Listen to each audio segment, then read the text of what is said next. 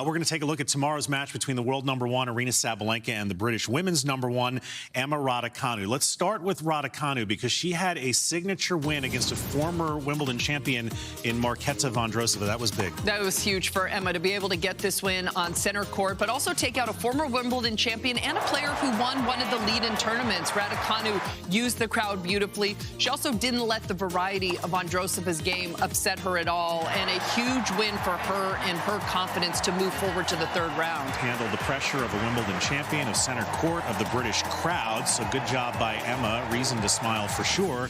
As for Sabalenka, she had Marie Boskova in the last round. Not a huge hitter, but very steady, and she pushed Sabalenka to a tiebreak in that first set. What do you think of her performance? Yeah, a little bit spotty from Sabalenka, but on the big points, Sabalenka played them perfectly. She was aggressive with her shots. I mean, she hits the hardest ball out on the women's tour.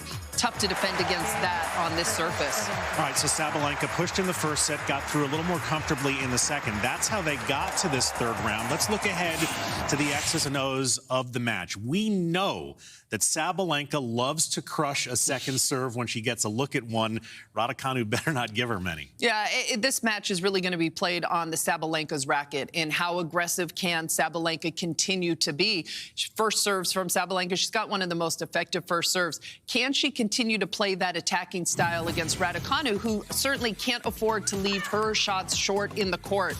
Sabalenka, the best first strike ball striker out there on the women's tour. The serve +1 is effective from Sabalenka, but also the return. She's effective off both sides. And Sabalenka, again, when she's hitting deep and she's getting this much power, it's tough for anyone to be able to hang in there, and especially someone like Raducanu who doesn't hit that hard herself. Where's the pressure right now on Sabalenka, given all the upsets in the women's draw? Do you think she's feeling it, or she feel relieved that some of her biggest obstacles are out of the way? Interesting. I think Sabalenka judges herself on Grand Slam titles. And for Sabalenka to get now to the third major of the year, have chances in the first two final losses, close matches in both of them, and to not have one, I think she's probably feeling a little bit of self-imposed pressure to win here at Wimbledon. All right, let's flip it to Raducanu's side of the ledger. Obviously, she doesn't have the weapons that Sabalenka has, so what can she do? What must she do to hang with the number one in this match? She's got to wait for her chances. If she gets some chances on second serve, she's got to go for it and be able to go hard middle, and when she's got a little bit of time, that's when she goes to the wings. She can't afford to go off the court too soft, because then you open up the angle for Sabalenka. Raducanu's got to go hard middle, then look to open up the court.